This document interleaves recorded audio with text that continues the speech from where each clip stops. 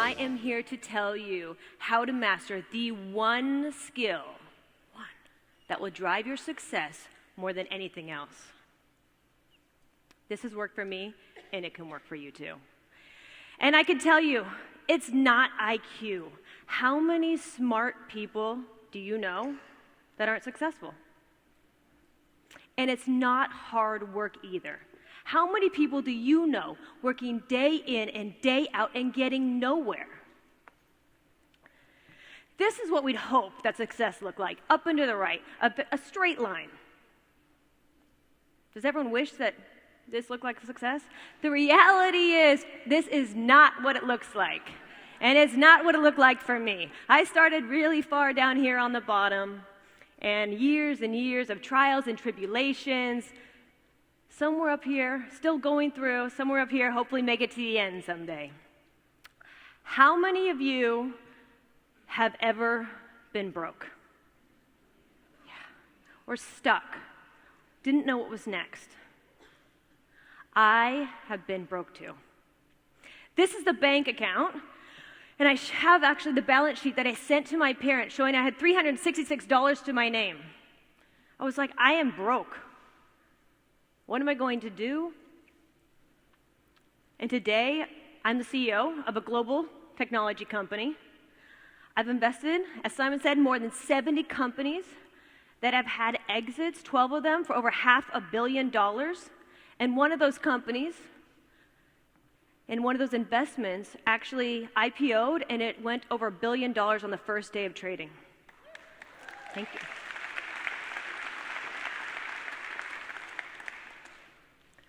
So let me tell you a little bit about myself before I tell you that secret, which is number one, I was not born wealthy. My parents were entrepreneurs. I grew up in Portland, Oregon. At the dinner table, we didn't talk about the sports I played or my day at school. We talked about the challenges they had every single day. It was insane. And the memories is just challenging. And when you look back at having to go through the ups and downs of two entrepreneurs, not just one, it made a huge impact on my life. So when I graduated from college, I went to LA, and I worked for a hot internet startup. This is at the start of the .com. I was so lucky. The first company, it raised $1 million, then it raised $120 million. I hired and I called every friend I knew. I'm like, we are going to be .com millionaires. It's going to be huge. You have to come work with me. It was incredible. But unfortunately, nearly 2 years later, the company went bankrupt. And again, I was broke. In an instant, I had to lay off my friends and eventually myself. And I felt like such a failure. Have you ever been there when someone pushes delete on your career, your identity, your future, and your income? In one moment, it all disappeared. Hitting rock bottom really makes you realize what you want in life. And I didn't want to be broke again. I wanted to control my own destiny. I wanted to have freedom, and I wanted to be my own boss. I wanted to start my own company. Had I ever started a company? No, I had no idea what I was doing. I had no idea. But I did know I could move to Hawaii with my boyfriend, now husband, and live rent-free. Oh, poor me, right? No, not really. This is what you think it looked like. It was amazing. I'm like rent-free in his apartment. This is awesome. This is great. This is where I can start my digital company. But let me tell you, it did not look like this. It actually, this is before digital cameras, looked like this. This is me and him at my kitchen table. For 3 years I sat there. I didn't go to the beach. I didn't learn the hula. And I definitely didn't learn to surf. I sat here at this kitchen table. And eventually, with hard work and perseverance, that company turned into a $100 million company, which I sold. 2008, sold again. In 2014 for $235 million.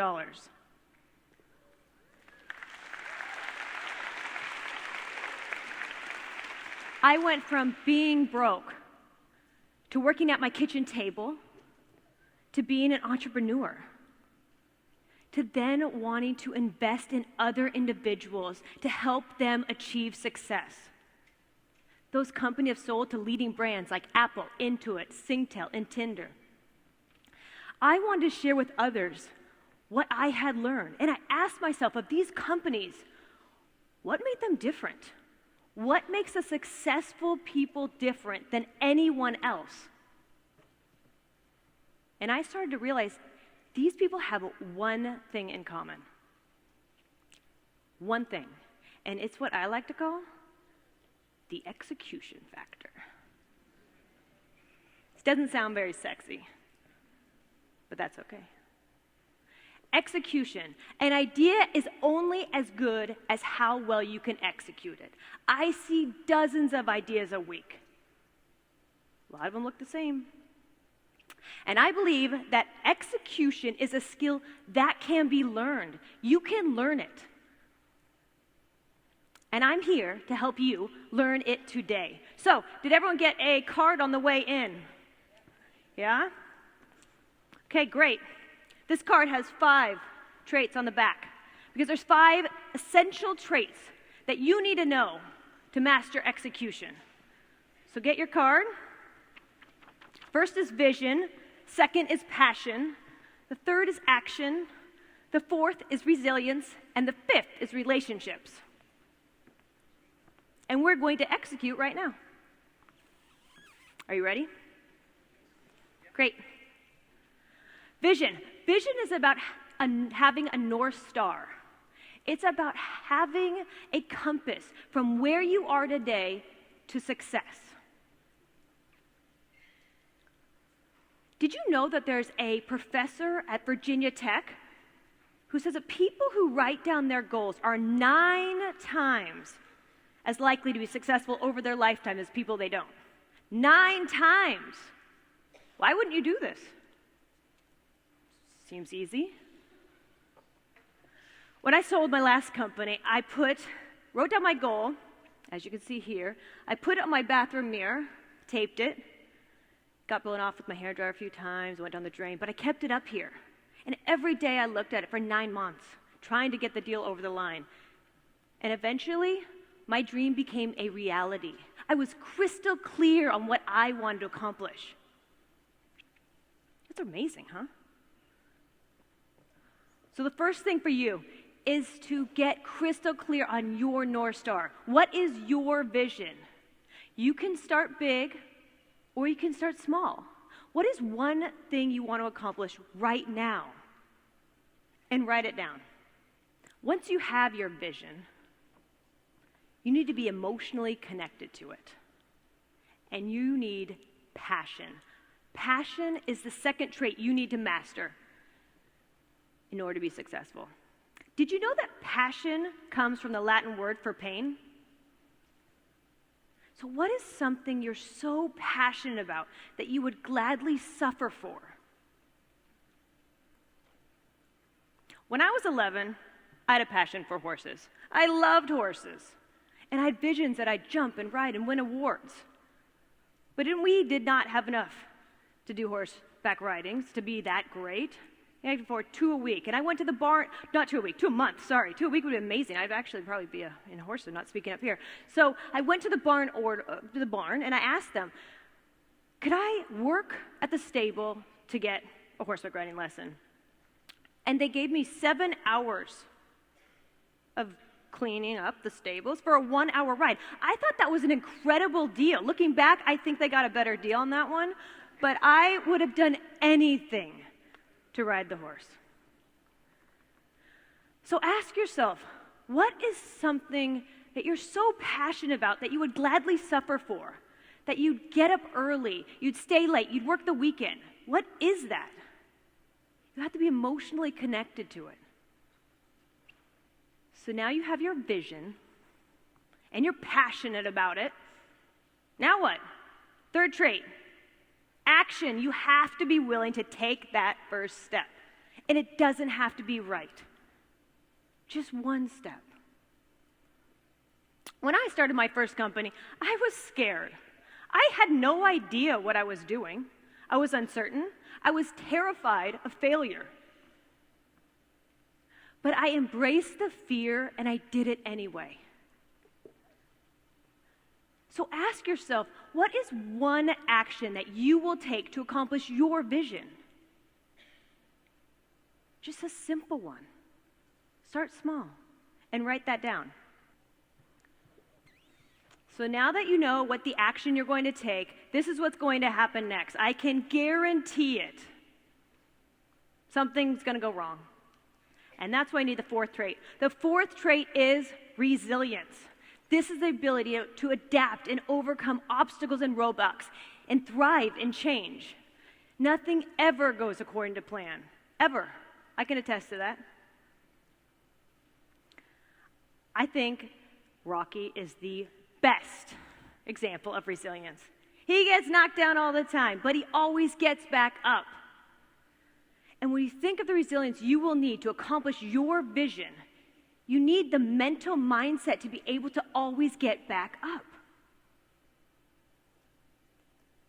And I think it's important that if you know what are some of the obstacles that could stand in your way or could set you back, and you can actually visualize them, then when they arrive, you're more prepared for them. So write down what one obstacle standing in the way of your vision could be. And when it happens to you, you'll become more resilient. And you'll know you too can overcome that. You already knew that might happen. And when you're being resilient, the fifth definer trait that you're going to need to master is relationships. Nobody is successful alone. I haven't been. It's important to build healthy, inspiring, supportive relationships. The most significant factor in any person's life is the people. And this has been true for me. Did you know that if you change only one thing in your life, the people, you'll have increased your chances of success by 10 times? 10 times. Every year I do a life audit. What's a life audit? Well, I make a list of all the people I spend time with. Then I put a plus if they energize, inspire me, and support me to achieve my dreams. I put a minus if they drain me and suck the energy out of me every time I'm with them. Then I make a conscious decision to spend more time with the people with the pluses, less time with the people with the minuses. Seems very simple. Also seems kind of harsh, I know. Just eliminating toxic people from your life. But it's been very, very successful for me. And I think it would be very successful for you. So write down 3 people you spend time with. This is a simple exercise. First name. And put a plus or minus next to them. For wherever they are going, you are going too. So make conscious decisions to surround yourself with supportive individuals. Thank you, everyone.